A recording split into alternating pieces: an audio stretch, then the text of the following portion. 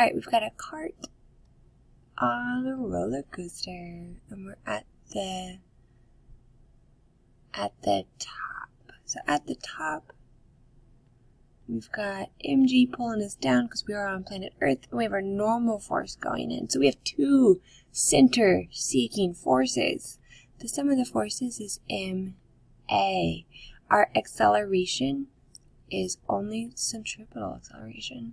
So the sum of the forces is mg plus normal. I'm adding them because they're going the same direction. And they're wondering, what is the force exerted by the track on the cart? That's a weird way to ask, what's the normal force?